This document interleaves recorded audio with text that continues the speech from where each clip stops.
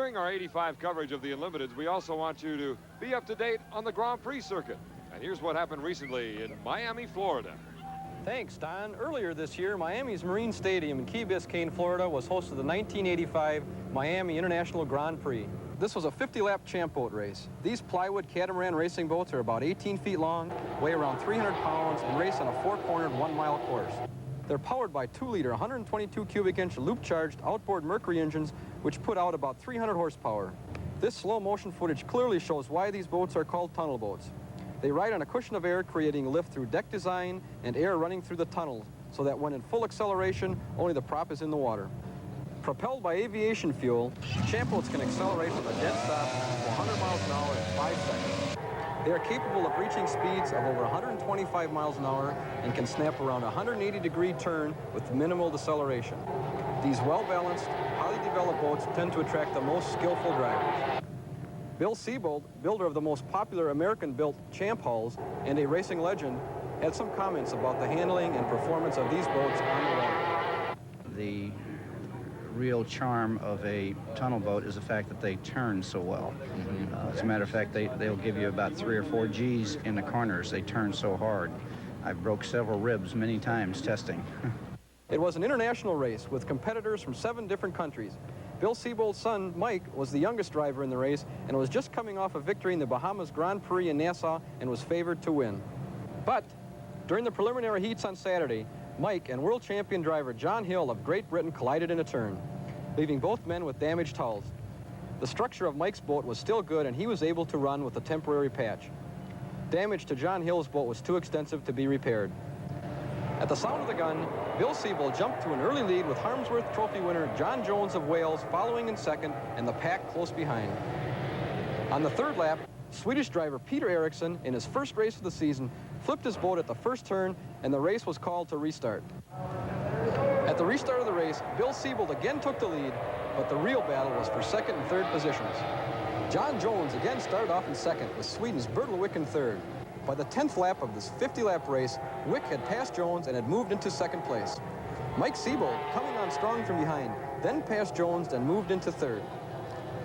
At the halfway point, Bill Siebold still retained his commanding lead and Wick remained in second with Mike Siebold in third. By the 40th lap, Wick appeared to be losing power and Mike Siebold moved into second place, leaving Jones and Wick to fight it out for third. It was a 1-2 father-son finish with Bill Siebold in excellent form from wire to wire, and his son Mike closing the gap with only seconds between them at the end. John Jones took third with Bertil Wick racing for the first time in the United States, finishing fourth. And that's what took place during the Miami International Grand Prix. Don, we're looking forward to bringing you updates on this season's exciting champ boat racing circuit. Now back to you. Back to Syracuse, New York. The Carrier Dome below it flipped, injuring driver Leif Borgeson. We understand he should be all right, but let's get official word from the commissioner, Don Jones. We just got a report from the hospital that he has a fractured right leg, and that's about all they can find at this point. So he's in very good shape. He's going up to X-ray now for a second time, and everything seems to be very good.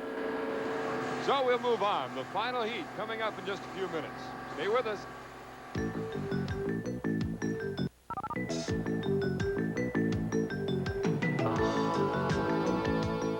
Welcome back to Syracuse. I'm Don Poyer along with Jim Hendrick.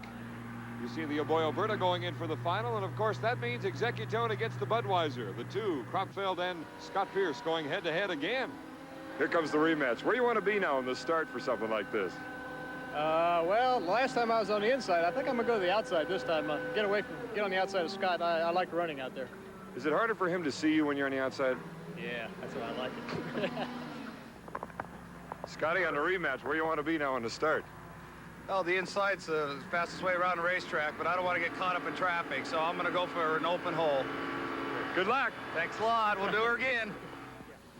Okay, you got two odd boats that have proved themselves. Time to go to work. I know. Mom, give me a win. I need some help. Where do you want to be? Scotty says he wants the inside. Well, you know my philosophy. You just got to be at the starting line as fast as you can go when the gun goes off and then take it from there. It's 5 laps. It's anybody's race. Hey, it's final heat. Let's go have Good a luck. good time. Thanks, Don. Go get him. Here are the boats eligible for the final here in Syracuse. A 6-boat heat. But what do the people here in Syracuse think? Who will win? Budweiser. No doubt, Miss Budweiser. Executone, naturally.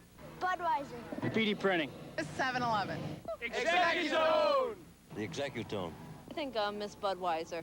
Executone. Yeah, like Budweiser, but it takes turns too wide. Probably Budweiser. Executone. Sorry, that vote won't be eligible. The final heat coming up.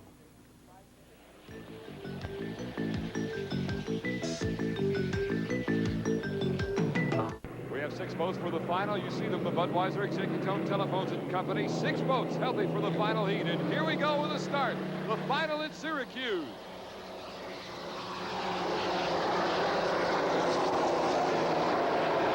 The 3 leading votes. Lane number 1, the Budweiser. Lane 2, Executone Telephones. Lane 3, 7-Eleven and Steve Reynolds as they come into the first turn. Look out, the Executone Telephones got cut off and washed down by the rooster tail of the 7-Eleven. We'll have to wait and see if we get a ruling. Steve Reynolds, slight lead. Budweiser on the inside. He goes way up on the left spots, and we'll have to get a ruling on that. He may have been cut off by Steve Reynolds as well. Jim Kropfeld doing his best to keep the engine going. That Griffin engine inside the new Budweiser. American Speed goes by. Moving into second. Executone Telephones in 3rd place. And in 4th place is the Budweiser. Kropfeld somehow kept that engine running and is still racing. Steve Reynolds in 1st place in the Miss 7-Eleven, the turbine-powered boat out of Seattle, Washington. 2nd place, Executone Telephones. Back in 5th place is the Joe Ritchie Spirit of Detroit with Todd Garling aboard. So we'll have to get a ruling on whether or not Steve Reynolds cut off 1 and or 2 boats going into that first turn. Reynolds, who began racing in the limiteds back in 1975, moved up to the unlimiteds in 1979, getting a victory in San Diego aboard the Circus. He's in the lead right now after a frustrating day trying to get those Lycoming engines tuned in and able to compete. He is in 1st place, but again, we'll have to wait for an official statement from the tower, a ruling, to see what the situation is. The Budweiser moving up the field. Currently, he is in 3rd place. The Oboy Alberto going dead in the water in the first turn. Jerry Hobbs' day is coming to an end. But Reynolds, physically at least, still in 1st place in the final here in the Syracuse Thunderboat Classic. Reynolds hoping to get his 3rd victory. Is still in 1st.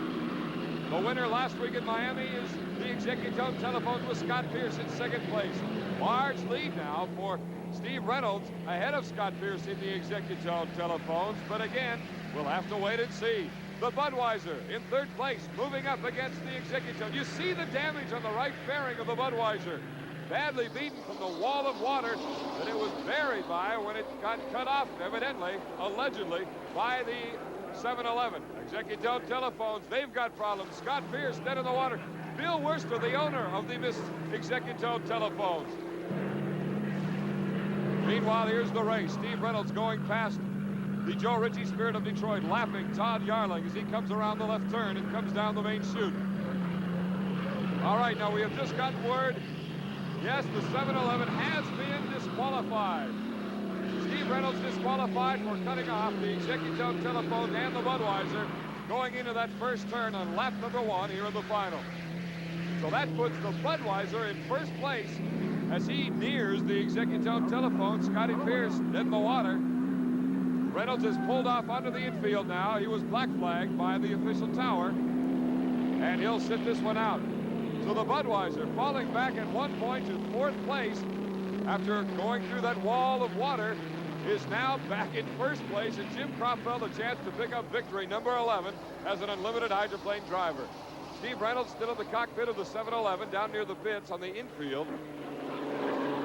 American Speedy going by. And American Speedy Printing now is officially in 2nd place. So Andy Coker, a chance to get his second place finish, as he did in Miami just 1 week ago. Jim Kropfeld, who began racing the limiteds back in 1964 and then moved up a little more than 2.5 years ago to the unlimiteds driving for Bernie Little. Again, the damage on that right vertical stabilizer that holds up the wing.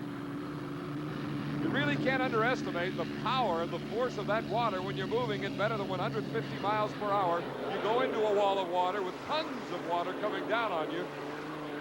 I would imagine Jim Cropfield is very glad to have that bubble over his head right now. The Budweiser hoping to make it a perfect day. They have 800 points, 2 firsts in preliminary heats. A victory here would give them 1,200 for the day. And of course, 3 victories and a victory in the final. The Budweiser winning the Syracuse Thunderbolt Classic. Jim Cropfield. Second place, Andy Coker and American Speedy Printing.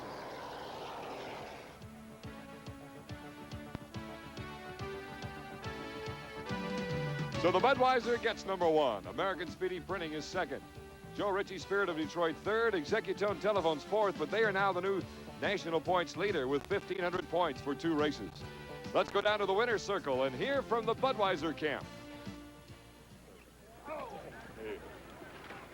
Jim, a heavy traffic jam going into that first turn, but you held on. How do you like your canopy now? Well, I love the canopy. The guys, I tell you what, if I wouldn't hit a canopy, I probably wouldn't have a head right now. The Budweiser crew did a fantastic job. I could see it coming going in the first turn. A boat on the outside just came across, and I knew there was 2 of them between him and me, and I had lane 1. I got in there, but he had a turning speed on me. When he came out, he just really got me bad. Were you aware of the fairing problems back there, Bernie and Jim? No, I couldn't see it, but when he went up that skid fin over there, he almost was clear up on one side.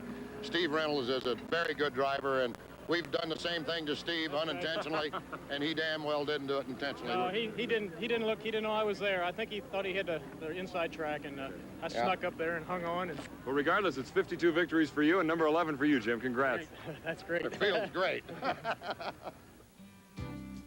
And we were fortunate to get this final in. Thunderstorms are rolling in over the area. Back with the final comment in just a moment.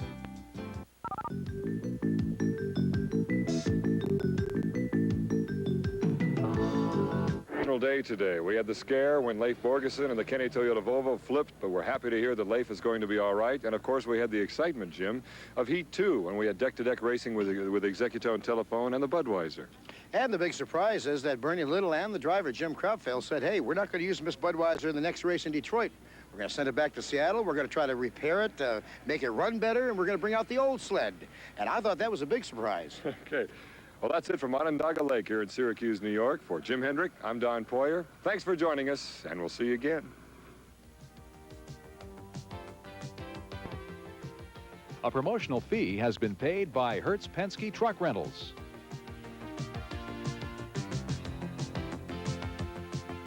Scuba diving equipment is provided by Nemrod, the official suppliers of the Unlimited Racing Commission.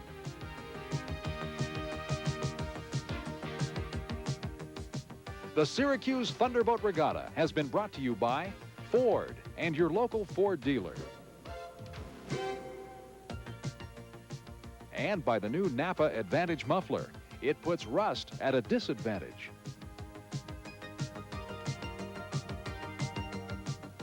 Keep up to date with the unlimited hydroplanes by calling the Hydro Hotline at 1-900-410-5500.